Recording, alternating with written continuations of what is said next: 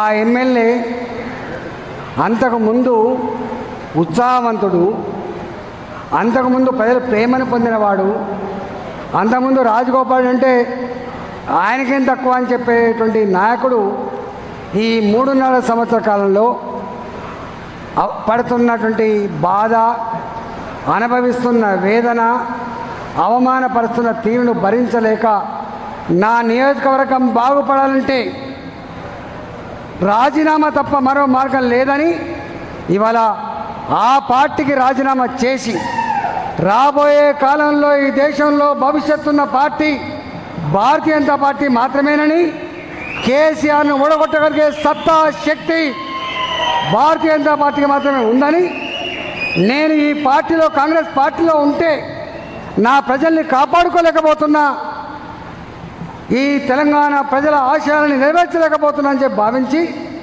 వారి వాళ్ళ రాజీనామా చేసింది. రాజీనామా పత్రాన్ని స్పీకర్కి అందించిన 5 నిమిషాల్లోనే రాజీనామా పత్రాన్ని ఆమోదించిండు స్పీకర్ గారు. కానీ అదే కాంగ్రెస్ పార్టీలో గెలిచిన 12 మంది ఎమ్మెల్యేలు, మీకంతా కూడా తెలుసు, 12 మంది ఎమ్మెల్యేలు కాంగ్రెస్ పార్టీకి రాజీనామా చేయకుండా, ఎమ్మెల్యే పదవికి రాజీనామా చేయకుండా బాజాప్తా ఇవాళ చట్టం మాకు అలవ్ చేస్తుందని చెప్పి 12 మంది ఎమ్మెల్యేలు టీఆర్ఎస్ పార్టీలో చేరి అందులో కొంతమంది మంత్రులై ఎలగబెడుతున్న వాళ్ళు ఇంకొక వైపు ఉన్న విషయాన్ని మనం మర్చిపోవద్దు. చట్టం ఏం చెప్పిందని ఇంపార్టెంట్ కాదు, కానీ ఆ కాంగ్రెస్ పార్టీ ఎమ్మెల్యేలకి మీరు కాంగ్రెస్ పార్టీ నుంచి గెలుపొంది ఒక ప్రతిపక్ష పార్టీగా తెలంగాణ ప్రజానీకం యొక్క సమస్యల పట్ల మీరు కొట్లాడండి. ప్రజాస్వామ్యంలో అధికార పార్టీ ఒక్కటే ఉంటే, ప్రతిపక్ష పార్టీ బలహీనపడితే సమతుల్యత ఉండదు, ప్రజాస్వామ్యం బతకదు, దోపిడీకి దౌర్జన్యాలకు అంతం ఉండదని చెప్పి ఆ ప్రజలు, ఆ నియోజకవర్గ ప్రజలు వాళ్ళకు ఓటేసి గెలిపిస్తే ఆ అభిప్రాయాలని తుంగలో తొక్కి ఆ ప్రజలిచ్చినటువంటి అధికారాన్ని మట్ల కలిపి నిస్సిగ్గుగా వాళ్ళు పార్టీకి రాజీనామా చేయకుండా, ఎమ్మెల్యేకు రాజీనామా చేయకుండా, ప్రజాభిప్రాయాన్ని గౌరవించకుండా టీఆర్ఎస్ పార్టీలో చేరిన 12 మంది ఎమ్మెల్యేల సంగతి ఇవాళ అడుగుతున్నా. చట్టం ఏం చెప్తుంది కాదు, మీకు కూడా దమ్ముంటే, ధైర్యం ఉంటే మీ నియోజకవర్గాల్లో ప్రజాభిప్రాయం కోరగలరని చెప్పి అడుగుతా ఉన్నా. మా వాళ్ళు కౌన్సిలర్ ఇక్కడనే ఉన్నారు, వాళ్ళ దగ్గర నాకు తెలిసి కాంగ్రెస్ పార్టీ గెలిచింది అనుకుంటా ఎమ్మెల్యే, అంతేనా? కాంగ్రెస్ పార్టీ గెలిచింది. అక్కడ మొన్న కౌన్సిలర్ ఎన్నికలు జరిగితే, కార్పొరేషన్ ఎన్నికలు జరిగితే ఎల్బీ నగర్ మొత్తానికి మొత్తమే బీజేపీ గెలిచింది. మెజార్టీ సీట్లు నాకు తెలిసి భారతీయ జనతా పార్టీ గెలిచింది. పక్క నియోజకవర్గం ఉన్నటువంటి మీ మహేశ్వరంలో గెలిచింది. అప్పుడే తెలవాలి వాళ్ళకి, అంటే నీ తాత జాగిరి కాదు బిడ్డ, నీకు ఓటేస్తే మమ్మల్ని వంచినావు, మళ్ళీ ఓటు అడిగే నైతిక హక్కు లేదని భారతీయ జనతా పార్టీ గెలిచినప్పుడన్నా వాళ్ళకు సోయి తెచ్చుకొని మళ్ళీ రాజకీయ భవిష్యత్తు కావాలంటే ప్రజల అభిప్రాయాన్ని గౌరవించాలన్నటువంటి భావన రావాల్సి అక్కడ ఉండే. కానీ వాళ్ళు మాత్రం నిస్సిగ్గుగా అదే కుర్చీలో అదే పవర్లో కొనసాగుతున్నది వాళ్ళు. కానీ రేషమున్న బిడ్డ కాబట్టి నన్ను కాంగ్రెస్ పార్టీ గెలిపించిన దానికి నేను భారతీయ జనతా పార్టీలో పోతున్నా కాబట్టి నా నియోజకవర్గ అభివృద్ధి చెందాలంటే నా రాజీనామా తప్ప మరో మార్గం లేదని ఇవాళ పదవి ప్రజలిచ్చింది కాబట్టి, పదవి వాళ్ళ కోసమే కాబట్టి, వాళ్ళ అభివృద్ధి కోసమే కాబట్టి అని చెప్పి ఇవాళ వారు రాజీనామా చేసి ఆమోదించమంటే 5 నిమిషాలు ఆమోదించిండు స్పీకర్ గారు. అంటే న్యాయం ఎట్లా ఉందో ఒకసారి చూడండి. ఆ ఎమ్మెల్యే గారు తోడుగా నేను వస్తా అని చెప్పిన, కానీ ఎవరు రావద్దని చెప్పిండు. నేను రాజీనామా చేసినప్పుడు కూడా నా ఉద్యమ సహచరుడిని లోపలికి రావాలని చెప్పి కోరితే ఎవ్వరు రావద్దు, ఒక్కరివే రావాలని చెప్పి నన్ను ఒక్కడనే తీసుకుపోయి 1 నిమిషంలో అట్లా ఇచ్చినో లేదో రాజీనామా ఆమోదం. కానీ వాళ్ళు అనుకున్నారు ఈటల రాజేంద్ర గారు దొరికిండు అని, చిక్కిండు అని, దెబ్బ కొట్టచ్చు అని. కానీ ఎవరు దెబ్బ కొట్టిందే? దెబ్బ కొడితే దిమ్మ తిరిగింది కేసీఆర్కు. డబ్బులు నమ్ముకున్నది మీరు, దౌర్జన్యాన్ని నమ్ముకున్నది మీరు, మఫ్టీలో ఉన్న పోలీసులు నమ్ముకున్నది మీరు, మద్యాన్ని నమ్ముకున్నది మీరు, ధర్మాన్ని నమ్ముకున్నది నేను, ప్రజల్ని నమ్ముకున్నది నేను, ప్రజాస్వామ్యాన్ని నమ్ముకున్నది నేను. నన్నే గెలిపించిండు. ఇవాళ కూడా మునుగోడులో రాజగోపాల్ రెడ్డి గారు దేన్ని నమ్ముకున్నాడు?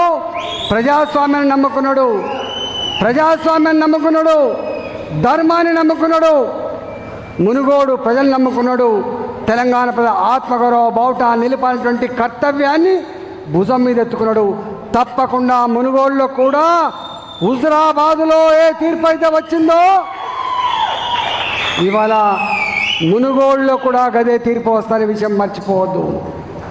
ఇవాళ వాళ్ళు అనుకుంటారు మునుగోడు లాస్ట్ కాదు సుమా, మునుగోడు లాగా మరింత మంది ఎమ్మెల్యేలు కూడా రాజీనామా చేయడానికి సిద్ధపడుతున్నారు. గుర్తుపెట్టుకో, నీకే ఉపాయం రాదు బిడ్డ, నీకే ఉపాయం రాదు, మాకు కూడా ఉపాయం ఉంటుంది. నీకే స్ట్రాటజీ ఉండదు, మాకు కూడా స్ట్రాటజీ ఉంటుంది. నీకే అనుభవం కాదు, మాకు కూడా ఉంటుంది అనేది రేపు మునుగోడులో తెలుసుకుందాము. ఇవాళ ఈ నియోజకవర్గంలో ఈ జిల్లాలో ఉన్నటువంటి నాయకులందరూ కూడా నేను అప్పీల్ చేస్తున్నా, మీ పక్కకే ఉంటుంది మునుగోడు కాబట్టి హుజురాబాద్కి ఎట్లయితే మీరు వచ్చి గొప్పగా పనిచేసి తెలంగాణ ఆత్మగౌరవాన్ని మీ బిడ్డ నన్ను గెలిపించిందో, రేపు కూడా మునుగోడులో తెలంగాణ ప్రజల ఆత్మగౌరవాన్ని, మునుగోడు ప్రజల ఆశయాలని రాజగోపాల్ని గెలిపించడంలో మీరంతా గొప్పగా తల్లి రావాలని చెప్పి ఈ సందర్భంగా మీ అందరూ కూడా వినమ్రంగా విజ్ఞప్తి చేస్తున్నా. నేను చాలాసార్లు ఈ మధ్య చెప్తున్నా, భారతీయ జనతా పార్టీ ఎక్కడుంది అంటాను మమ్మల్ని. మీకు ఎంతమంది సర్పంచులు ఉన్నారు, మీకు ఎంతమంది ఎంపీటీసీలు ఉన్నారు, ఎంతమంది కౌన్సిలర్ ఉన్నారు, ఎంతమంది జడ్పీటీసీలు ఉన్నారు, ఎంతమంది కార్పొరేషన్ కార్పొరేషన్లు కావచ్చు, మున్సిపాలిటీలో చైర్మన్ అని చెప్పి అడుగుతున్నారు. నిజమే, మాకు తక్కువనే ఉన్నమాట వాస్తవం. జిల్లా పరిషత్ చైర్మన్ లేరు, మాకు మున్సిపల్ చైర్మన్ లేకపోవచ్చు, జడ్పీటీసీ లేకపోవచ్చు. కానీ రాబోయే కాలం అంతా కూడా మాదే, రాబోయే కాలం మాదే. నీకు ఇవాళ ఎట్లున్నాయో రేపు మాకు గట్లే ఉండబోతున్నాయి. ఇవాళ ఈ రాష్ట్రంలో 2 జాతీయ పార్టీలు, ఒకటి మన పార్టీ, రెండవది కాంగ్రెస్ పార్టీ. ఒకటే ప్రాంతీయ పార్టీ, అది టీఆర్ఎస్ పార్టీ. ఆ ప్రాంతీయ పార్టీ ఏమనుకుందంటే మాతో సరితూగే వాళ్ళు ఎవరు లేరు, మమ్మల్ని ఓడగొట్టే వాళ్ళు ఎవరు లేరు. ఒకవేళ ఓడగొట్టినా వేరే పార్టీలో గెలిచినా వాళ్ళు కూడా మాతో పాటే వస్తారు, మేమే మళ్ళీ అధికారంలో ఉంటాము అనేది వాళ్ళ భావం. కానీ ప్రజలు ఏమనుకుంటారు తెలుసా? అమ్మో ఈసారి మాత్రం కేసీఆర్ రావద్దు.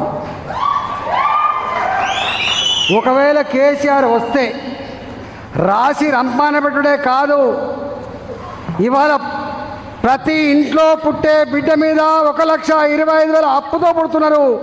రేపు మళ్ళీ ఆయన వస్తే కనుక 2 లక్షల అప్పుతో పుట్టే ఆస్కారం ఉందని చెప్పే భావన ఉన్నది.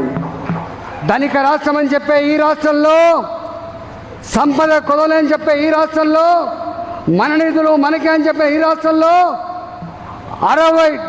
68,000 కోట్లు, 68,000 కోట్లు, ఇంకో 4-5 కోట్లు గ్యారంటీ కలిపితే 72,000 కోట్ల అప్పుతో ఉన్న ఈ రాష్ట్రం ఇవాళ 4,55,000 కోట్ల అప్పుతో, 40,50,000 కోట్ల రూపాయల బకాయిలతో, 5 లక్షల కోట్ల అప్పులతో, కూరగాయలు అమ్ముకునే ఇంట్లో కూడా పుట్టే బిడ్డ బిచ్చమెత్తుకునేటువంటి ఇంట్లో పుట్టే బిడ్డ కూడా 1,25,000 అప్పుతో పుట్టే భాగ్యం కలడానికి కారకుడు కేసీఆర్. అందుకే ఈ కేసీఆర్ని మళ్ళీ తెలంగాణ రాష్ట్రంలో గెలిపించడానికి ఆస్కారం లేదు అనుకుంటాను. హాయ్ ఫ్రెండ్స్, మా టుడే టుమారో యూట్యూబ్ ఛానల్ చూస్తున్నందుకు చాలా థ్యాంక్స్. మరిన్ని లేటెస్ట్ వీడియోస్ కోసం వెంటనే సబ్స్క్రైబ్ చేయండి. అలాగే ఈ బెల్ని కూడా రింగ్ చేసేయండి. మా నోటిఫికేషన్స్ అన్ని మీ మొబైల్లో వస్తాయి.